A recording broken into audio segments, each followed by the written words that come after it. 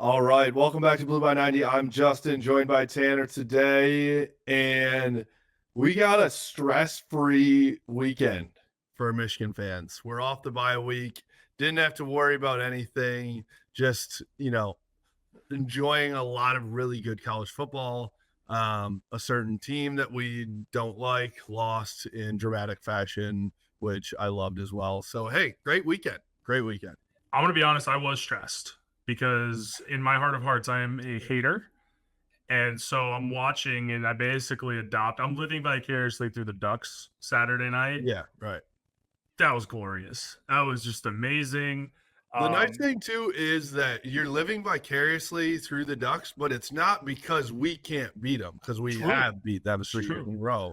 Some teams, like teams maybe in East Lansing, like need to, root for certain teams because they can't beat those teams themselves.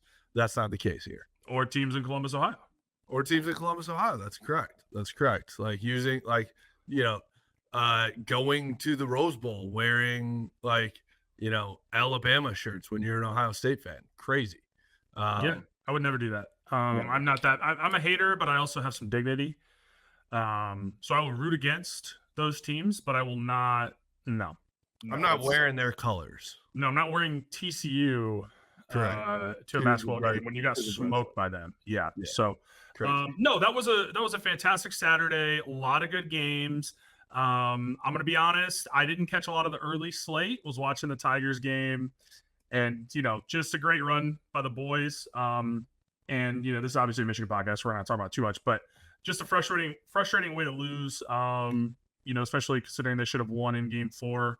If they had some better bats. So I'm sure I've been a little pissy about Chris Ilitch because, great run by everybody in that clubhouse. No thanks to literally anybody else in the organization. They tried to make the team as bad as possible. And I don't put much of that on Scott Harris, VP of Baseball Ops, but so I'm not mad at him or anything. I'm sure he was given direction to sell, and so the fact that they continued to play well and make the postseason and be one home run away from making the ALCS is just credit to everybody in that clubhouse. But yeah, I didn't watch a lot of the early games, and so once that grand slam went out, like the moment the ball made contact with the bat, I told Claudia before the game, I was like, hey, I'm gonna go to the gym after and then run some errands, get some stuff for dinner.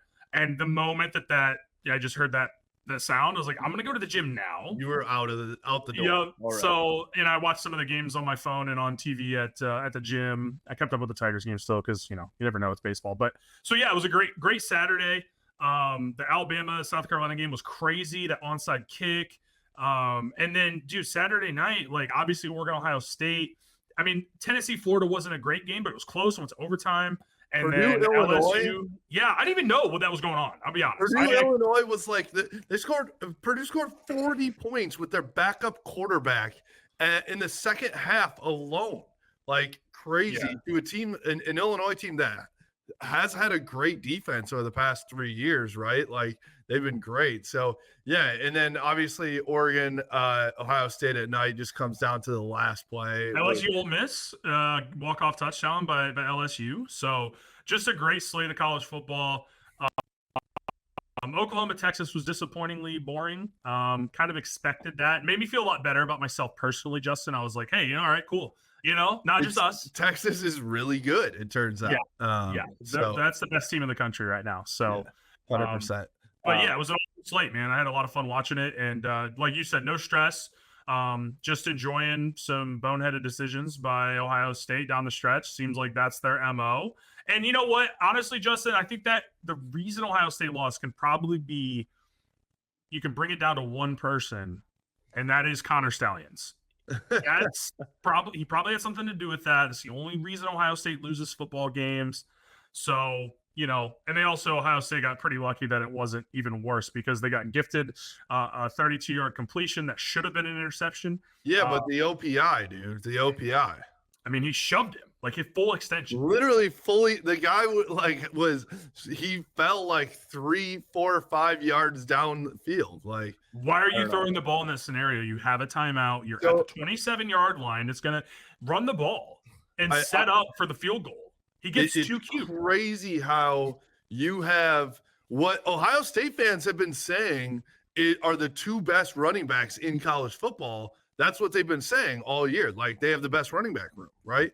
And so if that's the case, how can you not at least run the ball to get you 8 more yards and get into field goal range? It's crazy to me. I mean, that is really their MO, man. I mean, that's, that is what they do. When push comes to shove, guess what? They've got that stable of 5-star wide receivers, and they're good. Jeremiah Smith, why didn't he go to Miami? Please, just for my personal feelings, I wish he would have gone to the University of Miami. Can you imagine him and Cam Ward right now, by the way? Obviously, he's going to ball at Ohio State, so he made a good decision for himself. But for me, I hate it personally. I don't like it. I wish he would have thought of my feelings before signing his letter of intent. But yeah, I mean, Henderson, he has 87 yards, but how many came on that one big run that they got? Otherwise, for the most part, I thought Oregon did a really good job. How about Derek Harmon, by the way, for Oregon? Monster. Judkins didn't have a single broken tackle all day. So I thought, I thought that, honestly, if I'm being dead serious now, like, we'll trash on Ohio State for sure. But I thought that both teams played pretty damn well. It wasn't like anybody like truly blew the game. It's like two really good teams going back and forth all day long. But I mean, I think that if you're an Ohio State fan, you're going to overreact because that's how sports fans are. But you're looking at Ryan Day a little bit like, hey, man, one of these times you got to figure out how to win one of these winnable games, right? Like, it's another game down to the final second. And it's like, okay, it was Georgia in 2022, and then it was Michigan in 2023, and then now it's Oregon in 2024. And it's like, okay, you're really, really good. You have your team at 11 wins every single year, and you're playing with the number 2, number 3 teams in the nation, the number 1 team in the nation last year, right, in Michigan. But, like, man, at some point you got to figure out how to win the freaking ball game. And, it's one of those things that just, like, some guys, they just kind of shit their pants when the moment comes down to it. And there are so many variables, it's hard to put it on one guy. But at the end of the day, you're the head coach, right? And, like, I think making that decision to throw the ball 3 times when you're pretty much already in field goal range is crazy to me. I don't know. It's crazy to me not to be able to run the ball, get down to the 30-yard line and kick a field goal. I mean, you're already at the 27, right? So then that 15-yard penalty puts you back at the 42. And honestly, outside of the boneheaded play, I mean, I don't know how much I blame him, because you're just in a impossible scenario, right? Trying to get to field goal range. You do have a timeout. You should probably run a quick out or something on that last play.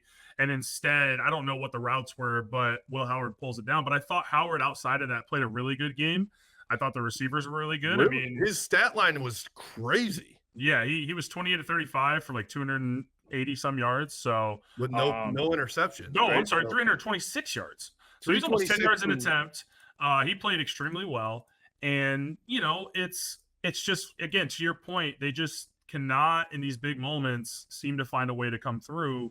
And I think a lot of it comes down to coaching at the end of the day. So no pun intended there. But it's I don't know, man. It just seems like they can't do it. I mean, they've lost their last 5 top 5 matchups.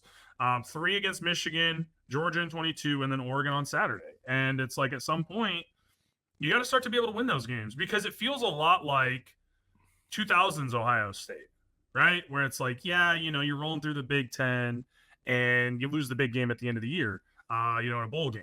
We know Michigan wasn't causing many losses in the 2000s, but right. It seems like that's where they're at right now. And they're so much more talented than they were in the 2000s, right, under Jim Tressel. So I don't know. I mean, if I'm an Ohio State fan, like, I still like where the program's at, but it's just like, can you win one of these games? Dude, they're different. They're different. I'm not saying that we're complacent, right? Of course, but yes. But I do think that, like, at Ohio State, the fan base is naturally insane, and it's like you lose one game and everyone's like calling for everybody's head. Like, Will Howard needs to be benched, even though he put up crazy stat line, right? But you make one mistake. And I don't, is it even a mistake? Like, it's just like, you trying to make a play. But the one guy that honestly, like, I like to clown on Ryan Day, no matter what, there's no doubt about that. Sure. The one guy that actually does deserve it right now is probably Jim Knowles, right? That defense is stacked, absolutely talented. Like, they are just as talented as Michigan right now, if not more talented on the defensive side of the ball. And both teams are seeing the same thing. I mean, Michigan's seeing it against lesser opponents in Washington, and no doubt Dylan Gabriel played really well. But, like, I'm looking at replays, and there's one. Are you gone? I accidentally hit the space. We should leave this in here. I accidentally hit the space, the space button here on my computer. So my bad. Just continue. You're good. You're good.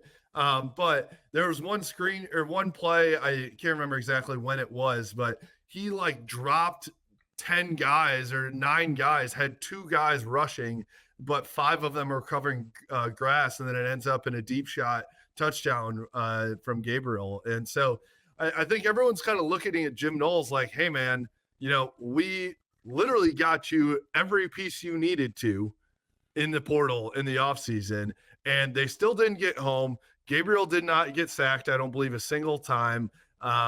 They were able to throw all over that team. So I don't know. It'll be very interesting if they can figure it out. Now, Michigan's offense, I don't think, unless Jack Tuttle becomes a Heisman contender really quickly, probably isn't going to give them too many problems. I have to imagine we're going to have to figure it out on defense and win it there. But there's a chance that they go to Penn State, lose that one, and they're in 2 losses. It'll be 2 losses to top 5 teams, no doubt. But yeah, very interesting times now for Ohio State, where if you win that game, you feel like you can run the table completely in a 15-0 national championship year is there. Now all of a sudden it's like, okay, now what do? We got to figure some things out. Yeah, I don't know where they go from here. Yeah, don't forget they got the Hoosiers on the schedule as well, and Indiana's looking pretty, competent. So we'll see what Indiana does against tougher competition, but so far, so good under Curt Cignetti. But yeah, I mean, Gabriel goes for 341 yards, 2 touchdowns, no picks. Should have had another touchdown. He missed. I don't understand that play on 4th and goal. I believe it was Tej Johnson is in motion and is wide open in the flat, and Gabriel never looks, and it's like, how is he not the primary read on that play? If he's the guy motioning, you think that he's either doing one of 2 things. He's drawing people to him to go to somebody else, right? Or he's the primary target. But like, either way, I think you have to look at him, because if you look at him, then even if he's the decoy guy, then people are going with him, right? So yeah, I don't really know what the deal was with that, but yeah, I mean, fun game to watch. Again, stress-free, without having to worry about our own team. I very much enjoyed it, and enjoyed very much how it ended. That's for sure. Do we start to now in this part of the podcast worry about our own team? Is this where we talk about I Michigan? was going to start worrying.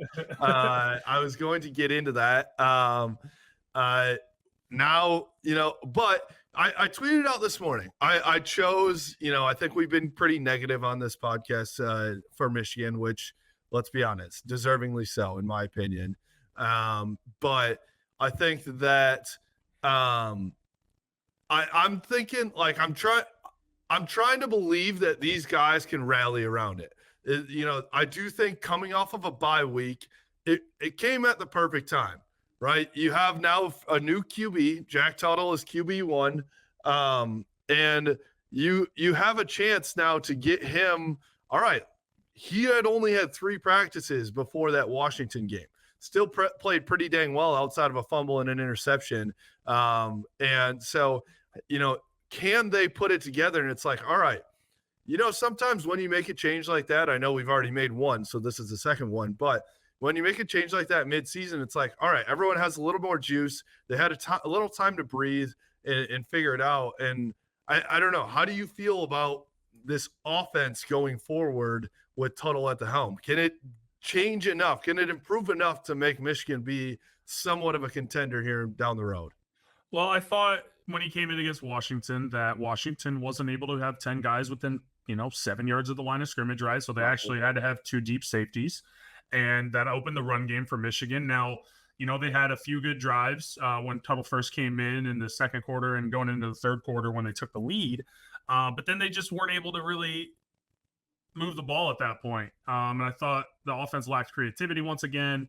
I thought Washington adapted well defensively. So, I hate using the transitive property, but I also think that when you look at a team offensively that is anemic as Iowa is, putting up 40, I know it's a noon kickoff, so it's 9 a.m.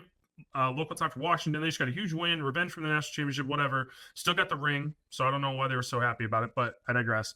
And so when I watch Iowa just put it on Washington, I'm like, oh, that doesn't give me the warm and fuzzy, right? But then, USC battles Penn State in a game that USC probably should have won if maybe their coach wasn't Lincoln Riley.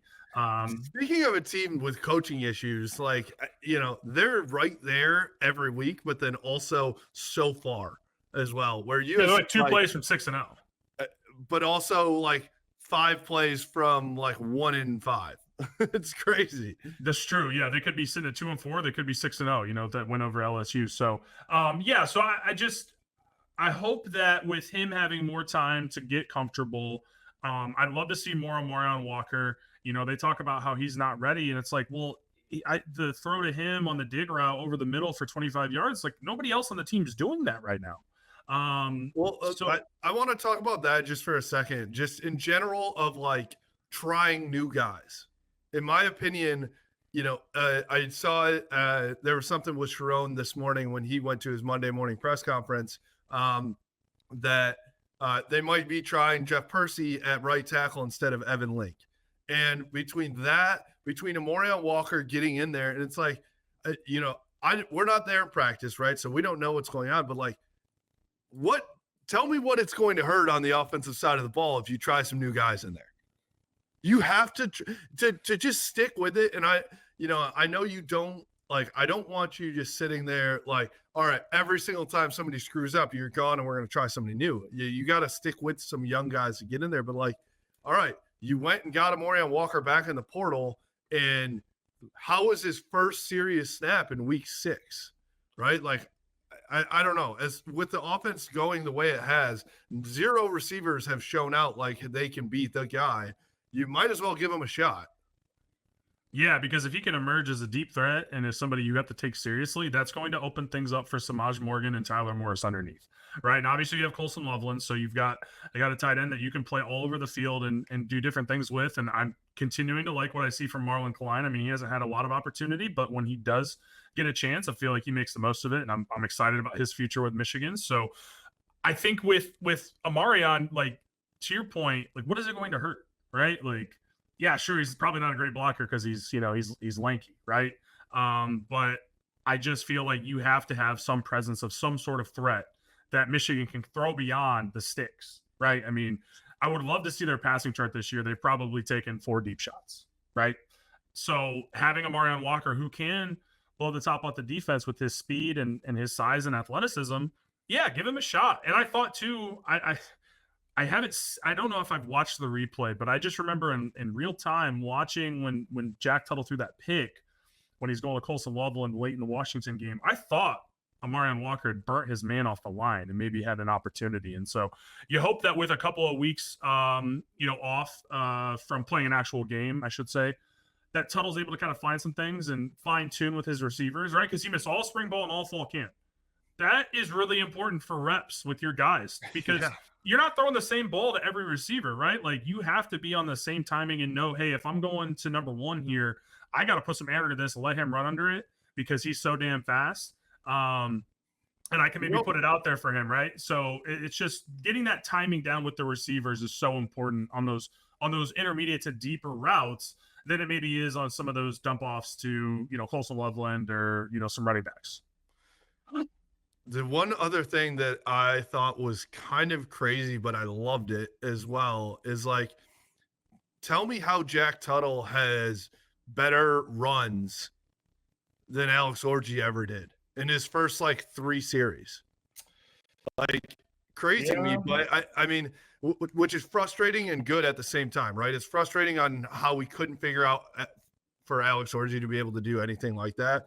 But also, I just love how, 25-year-old Jack Tuttle he's working his arm, but also can scramble and use the legs as well. And so I think there's a chance that maybe you're still dynamic of an offense and still can do some RPO type stuff, some read option, get him moving. And if that's still a threat, if they can do a couple of read options at the beginning of a game against Illinois, and Illinois now has to account for it, that opens up Colson Loveland over the middle, right? The linebackers come up.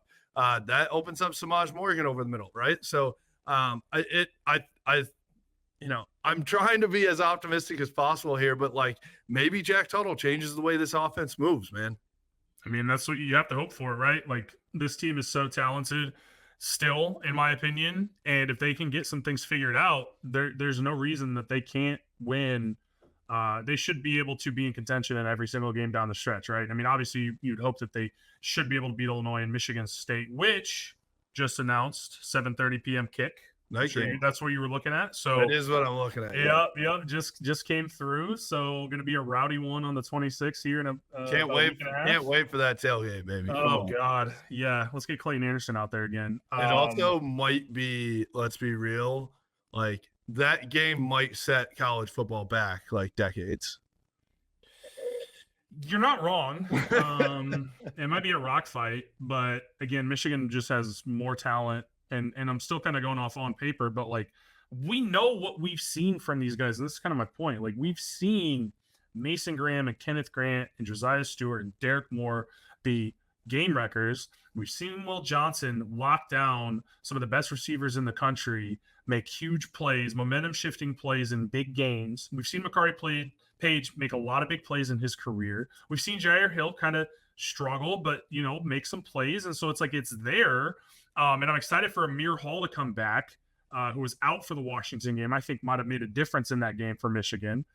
And so to your point about the offensive line too, it's like, okay, if Jeff Percy can just be middle of the road, right? Just hold your guy for 3 seconds, right?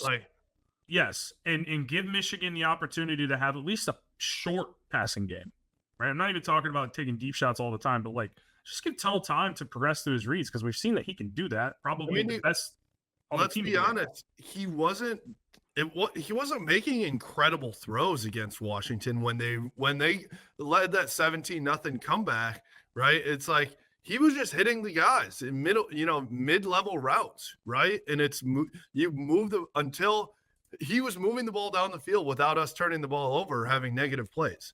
We've said that all year long, that this offense doesn't have to be unbelievable. You just have to take care of the football and move it down the field. Well, then, when we got ourselves into trouble was another freaking turnover that killed us, changes the ball game and probably loses it. Right. And then you lose it on a pick. Yeah, you're definitely right. And then I think on the defensive side of the ball, Jair Hill really, really struggled. Really struggled against Washington. And, I know he's young and people are picking on him because it's either him or Will Johnson. And so you're going to go at him, but you have to figure that out. But I mean, what do you think? Like, obviously we've been frustrated with Wink through six weeks here. And I think that Michigan, we had a lot of pretty big expectations for this defense. What do you think that they can do? Can they do anything to turn this around and the back half of the season make adjustments and say, all right, we've got the talent. We just need to figure it out. They've had 2 weeks to do it. Can they make a turnaround here? Yeah, I mean, I think Wink Martindale really needs to just take a look in the mirror and say this clearly is not working, right? And it's not like Michigan's giving up, tons of yardage. They're middle of the road. But like when you look at this defense and you've got 3 surefire first-round picks, potentially another first-round pick and Josiah Stewart, and a guy like Derek Moore on the defensive line, who I don't think has had the production to be a first-round pick, but like talent-wise, I think could get there. Maybe as a senior, for a college player too. Right, like he is a top tier. And Jay-Sean Barham played really well at Maryland, and is kind of struggled in this Michigan scheme. Houseman's been up and down. He had the big pick against Washington, but like has been kind of hit or miss. And you see a guy like Makari Page. It's like, I'm like, I don't know if he's out of position, if they're trying to have him play Rod's spot. It's like this team has so many guys that it just doesn't, you can't comprehend why they're just so lousy a lot of the time and are just able to just, you could just move the ball in this defense. You shouldn't be able to do that, right? Because, beyond just those front four guys on the D line, TJ Guy's having a really solid year. He looks really good. Rayshon Benny looks like he's at full strength and is playing. I mean, we know what Rayshon Benny is, and he's a guy that comes in and he makes plays for how many snaps he gets a game. So I don't know, man. I really don't understand a lot of the struggles. I mean, Zeke Berry is a guy who's playing as a starter for the first time. We saw him a little bit last year when some guys were nicked up alongside Keon Sabb when Rod was out with a minor injury in 2023. So, yeah, I don't know. It just seems like a lot of guys have regressed. And so it's like, is that scheme? Is that coaching? Like, you would think for a guy like, for example, Will Johnson, like there's no coaching that's going to set him back, right? Because he's basically a finished product at this point. Right. And that finished product is a top 5 pick in the NFL draft. Now, his stock may fall because of the way that the defense is playing, and maybe he's not having his best year at Michigan. But it's hard for me to understand why these guys just aren't able to get stops, get off the field, and not give up. They give up some. I don't know where they're at in the country, Justin. Maybe you could pull the stat up, but they're among the worst in the country for plays of 10+ yards. I mean, they're giving up chunk plays all the time. For a defense that did not do this at all last year, and again, you lose Mikey Samerstall, Chris Jenkins, Michael Barrett, Rod Moore's not here. I totally get all that stuff, but you would think with the way Michigan's recruited, the way they went after defensive backs in the portal, that they'd be able to continue that kind of success that they've had over the last 3 years. And it's just very frustrating to see that they are not able to. And so I don't know if that comes down to Wink's aggressiveness.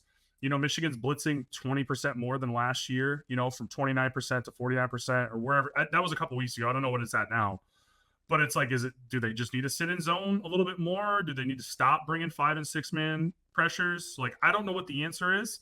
But Wink Martindale gets paid $2.3 million to figure it out. So hopefully he can find the answers. He gets paid a lot more than we do to figure that out. That's for sure. I'm not going to think about how to figure it out because I'm just a dude. I just watch the games. So I agree. And I think, the thing that Michigan was so good at in the past was the adjustments, right? Even when a team would figure it out, and everyone in the comment section, I'm sure, is going to say, well, once you knew their signs, then that's how you adjusted, right? Blah, blah, blah. That's fine. But I think that making the adjustments was Jesse Minter's specialty. It was Mike McDonald's specialty, right? And so, you're looking at Minter, who stepped in for Jim Harbaugh yesterday as a head coach, calling plays too, which is crazy to me. But,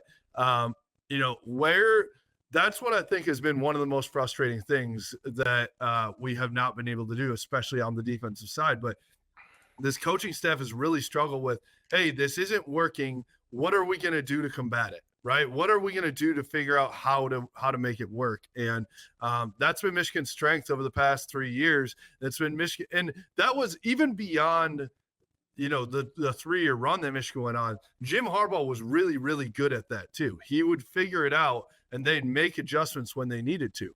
And so I think that it's been really frustrating to see that not only is it not a strength for Michigan right now, it is a weakness, that there are 0 adjustments being made from a scheme standpoint, and guys are not learning week after week, right? I think that we all would have been okay with Jair Hill struggling in the first 2-3 weeks because it's his first time out there, right, playing meaningful snaps.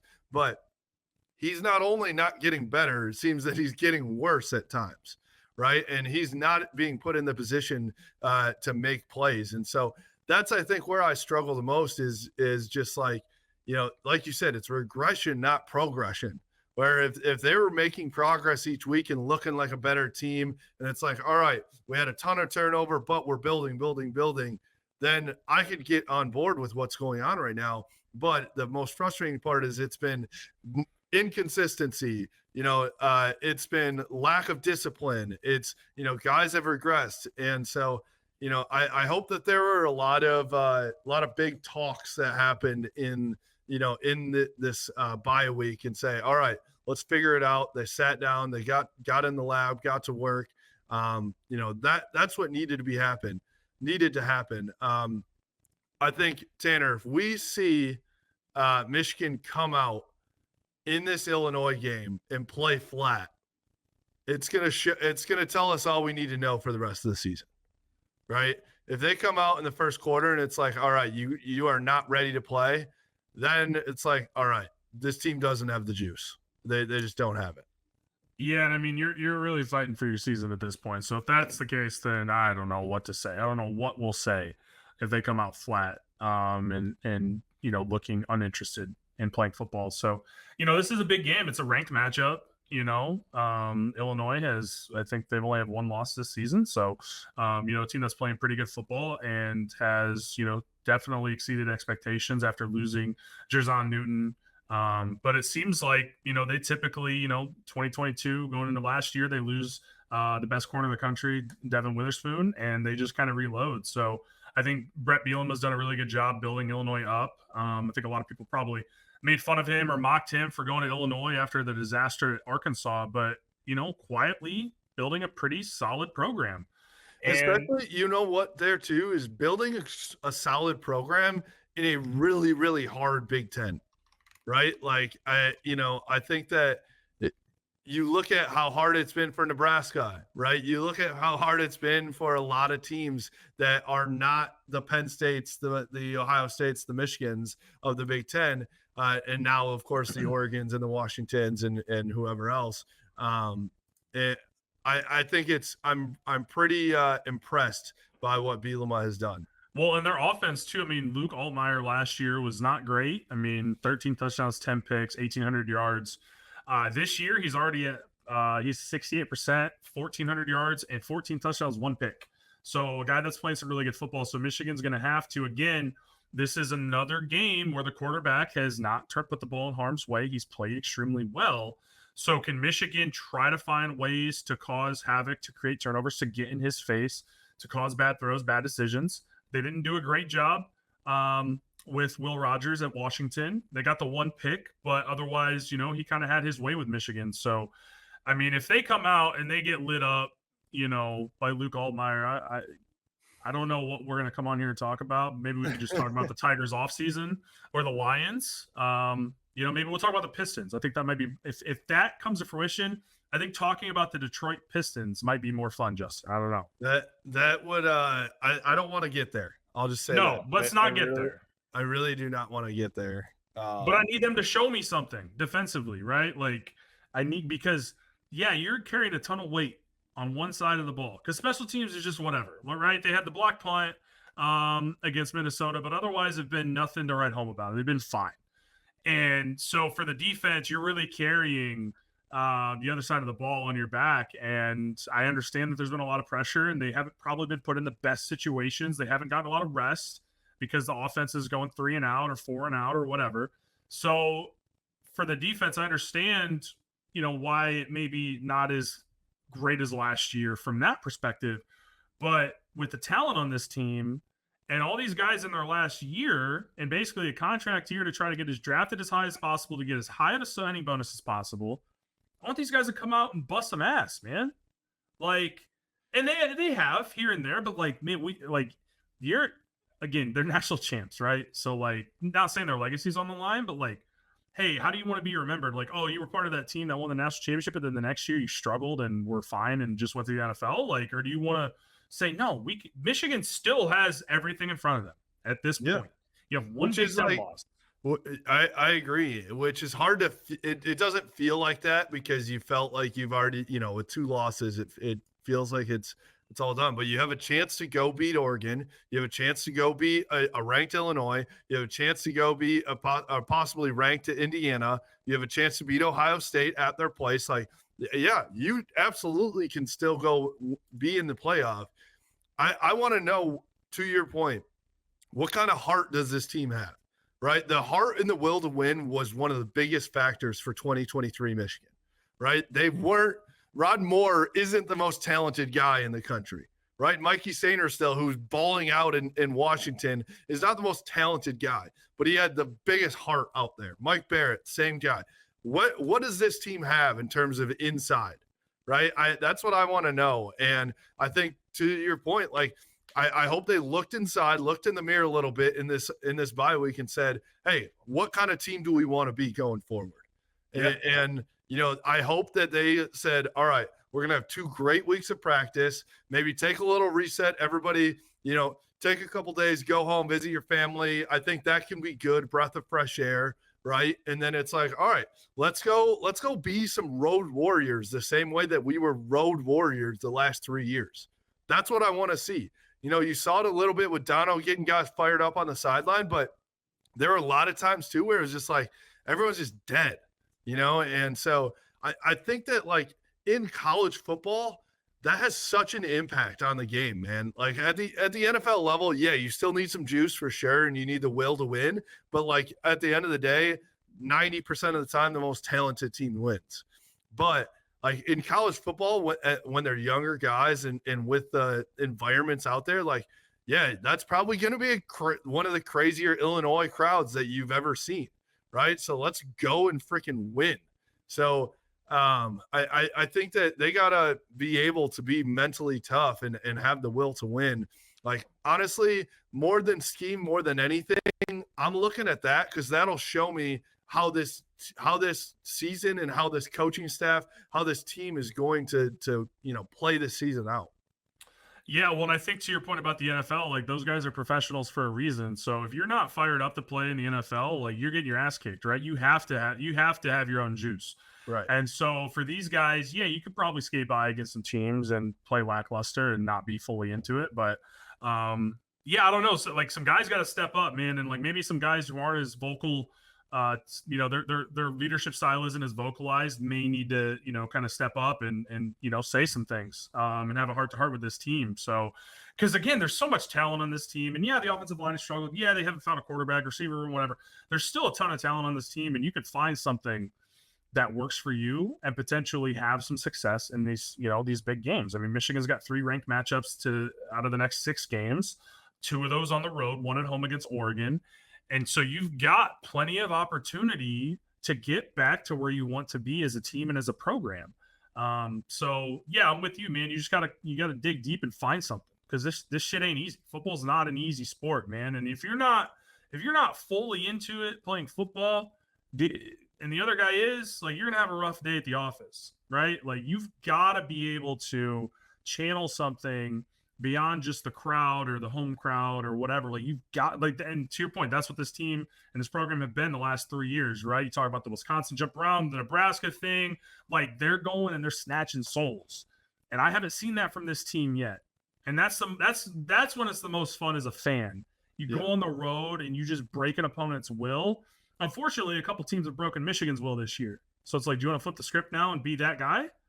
That's my point. Yeah. That's my question. You still can. I agree. So a lot of opportunity ahead for sure. I mean, this is a great opportunity, honestly, if you want to look at it that way, right? You can look at it one of 2 ways for going to Illinois is, while even though we're favored, they're like a better team than us right now. We're down. We don't know what we're doing.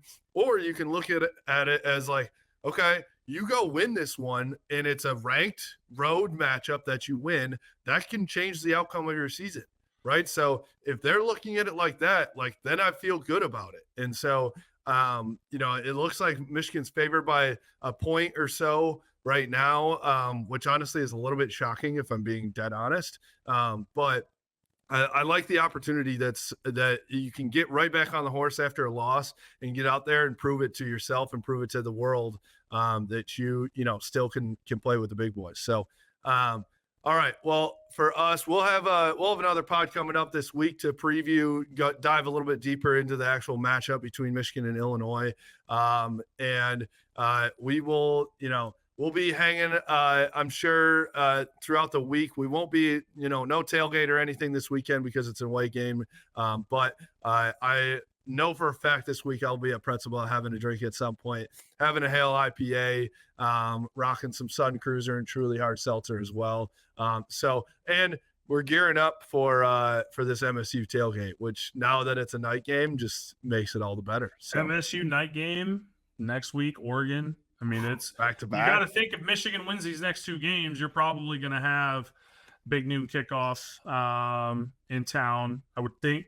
So, or maybe, I don't know, maybe game day. I don't know what the slate looks like, but, a couple big matchups for Michigan with the night game and then Oregon. So, and that's that Oregon game. And obviously I don't want to get ahead of myself, but again, I still think that this team has the pieces to be able to contend with some of these top teams in the country. It's just got to put it all together. I agree. All right. For us, you can follow us at Blue by 90 on Twitter, Instagram, Facebook, at Blue by 90 Podcast on YouTube, and blueby90.com. We appreciate you. Go Blue. Go Blue.